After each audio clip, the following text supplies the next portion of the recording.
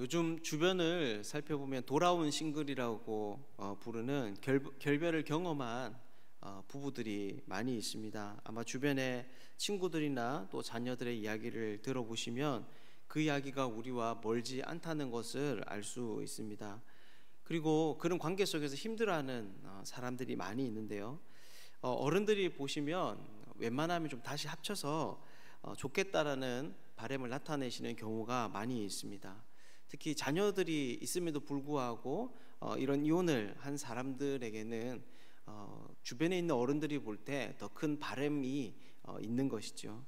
그런데 실제 통계를 보면 이것이 참 쉽지는 않는 일 같습니다. 왜냐하면 재이혼 후에 재결합을 생각하는 비율이 그렇게 높지 않기 때문입니다. 사실 남자 같은 경우에는 그나마 조금 희망이 있어 보입니다. 한 15%의 사람들이 자주 이혼 후에 재결합에 대해서 생각을 한다는 거죠. 하지만 여자는 여자의 경우에는 별로 관심이 없습니다. 그래서 한 4%의 사람들만이 다시 재결합을 생각하고 또 그렇게 계획을 해 보기도 합니다. 그러니 사실 한번 결별을 경험하고 나면 다시 재결합하는 것은 쉽지 않은 그런 문제입니다.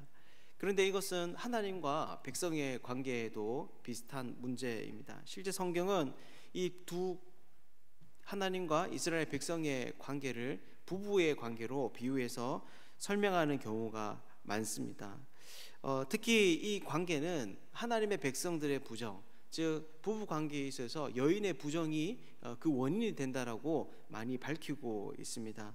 오늘 본문 역시나 이제 이런 내용들을 담고 있는데요. 그래서 1절을 보면 이렇게 말합니다. 그들이 말하기를 가령 그 사람이 그의 아내를 버림으로 그가 그에게서 떠나 타인의 아내가 된다 하자 남편이 그를 다시 받겠느냐 그리하면 그 땅이 크게 더러워지지 않겠느냐라는 말로 오늘 본문을 시작합니다.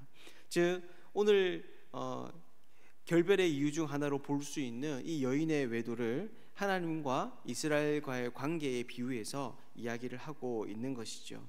사실 정말 이런 경우 재결합이 쉽지가 않습니다. 그런데 여러분 그 결과가 어떻게 됩니까? 오늘 본문에서는 다 알 수 없지만 신약을 넘어가면 교회는 그리스도의 신부로 이야기가 되고 있습니다. 또 그리스도가 교회의 몸이라고 이야기하면서 이 두 관계가 하나로 긴밀하게 결합되어져 있다고 하는 것을 우리에게 보여주고 있습니다. 여러분 그렇다면 어떻게 이런 일이 가능할까요? 현실에서 불가능하게 보이는 이런 부정한 여인과 남편의 결별이 어떻게 하나님과 그분의 백성 관계에서는 회복이 될 수 있을까요? 오늘은 그것에 대해서 함께 좀 살펴보도록 하겠습니다. 사실 오늘 본문을 살펴보면 이스라엘이 범한 죄는 단순한 성적인 부정이 아니었습니다. 그들의 행위를 살펴보면 단순한 이런 부정을 넘어서 거기에 담겨져 있는 더 큰 그것과 함께 병행된 더 큰 의미가 있다는 것을 우리가 알 수 있는 것이죠. 그래서 2절을 보면 이렇게 말합니다. 헐벗은 산마다 행음하지 않은 곳이 없다. 성경은 부부관계에서 이루어지는 이 부정을 하나님과 이스라엘 백성들의 관계에서는 우상 숭배의 모습으로 말을 하고 있습니다. 그래서 여기에 헐벗은 산은 이스라엘이 행음하는 장소, 즉 우상 숭배하는 산당을 의미합니다. 그런데 이 말이 무슨 말입니까? 그런데 이 장소가 산에 있음에도 불구하고 이런 행음하고 또 우상 숭배하는 그 장소가 산 높은 곳에 있음에도 불구하고 1절의 이 말씀은 이스라엘 사람들의 발길이 끊이지 않았다는 것을 우리에게 보여줍니다.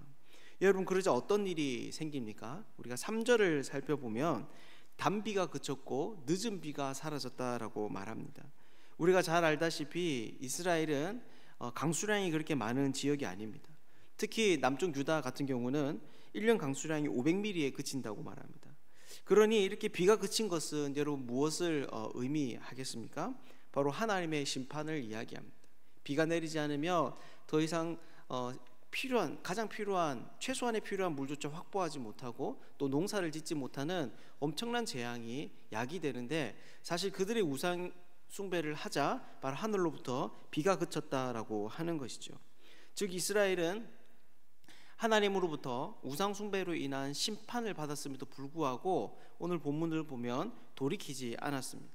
그래서 3절 후반부를 보면 이런 이스라엘의 모습을 창녀에 비유하고 있습니다. 그들이 창녀의 낯을 가졌으므로 수치를 알지 못한다라고 하는 것이죠. 도저히 자기들의 잘못에 대해서 감각적으로 반응하지 못하고 있고 돌이키지도 않습니다. 그런데 이것이 끝이 아니었습니다.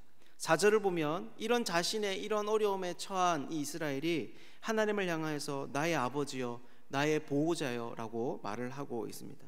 그러면서 5절에 노여움을 한없이 계속 하시겠으며 끝까지 품으시겠나이까 라고 묻습니다.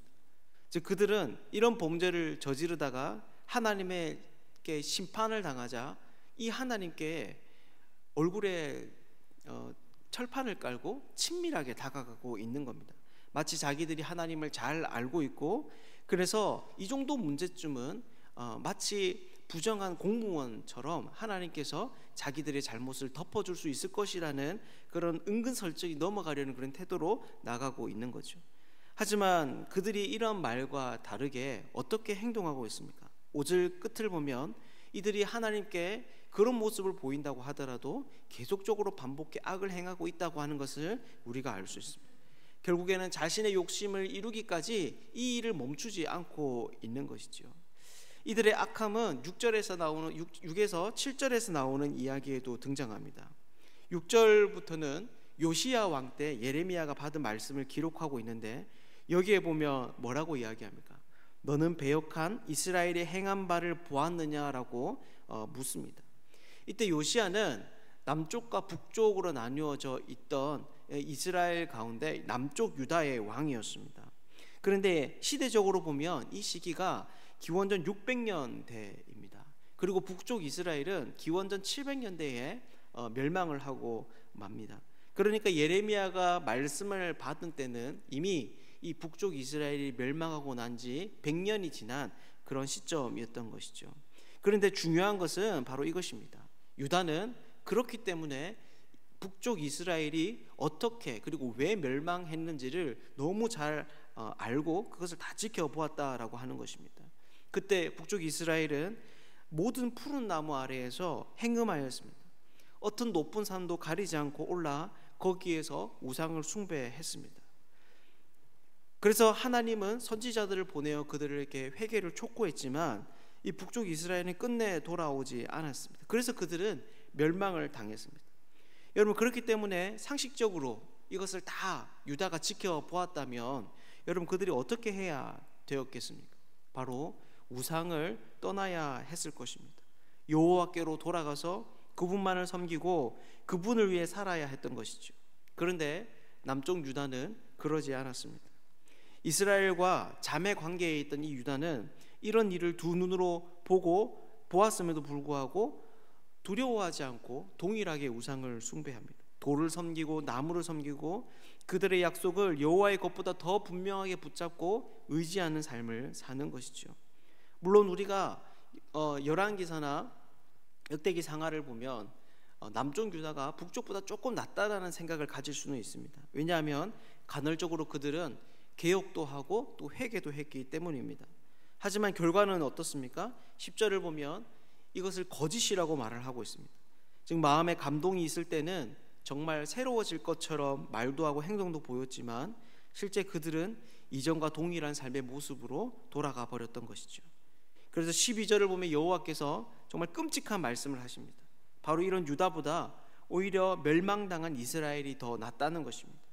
여기에 보면 의로움이 나타났다라고 말하는데 이 의로움은 무죄하다라는 말이 아닙니다. 상대적인 의미에서 그나마 그들의 행위가 좀 더 낫다라고 하는 것이죠. 여러분, 그렇다면 이렇게 죄악을 반복하여 저지르는 이 이스라엘이 어떻게 하나님께로 돌아갈 수 있었을까요?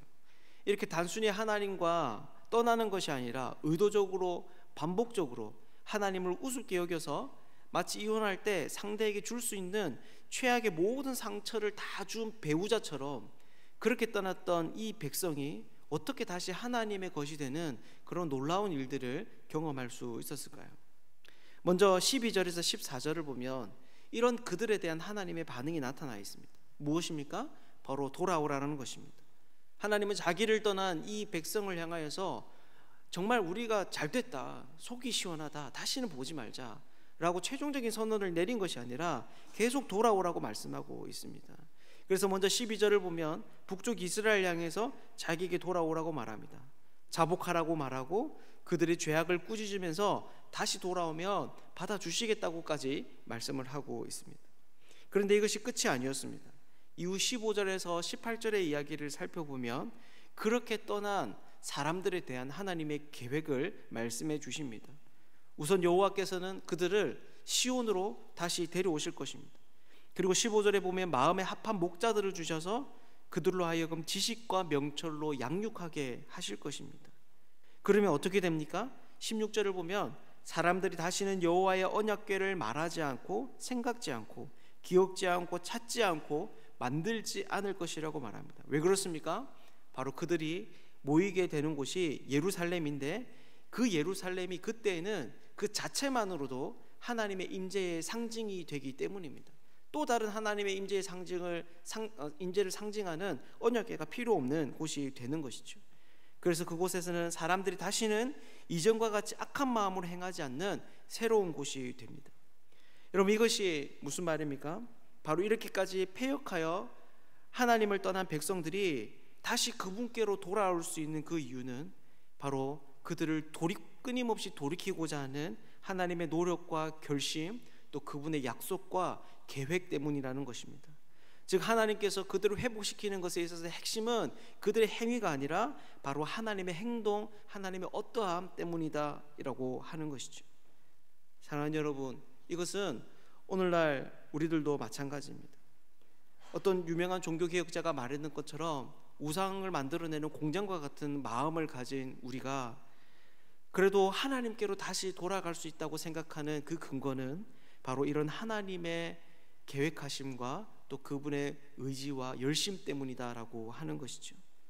그래서 우리는 우리의 악함과 어리석음에도 불구하고 우리의 구원을 기대하고 또 소망할 수 있는 것입니다.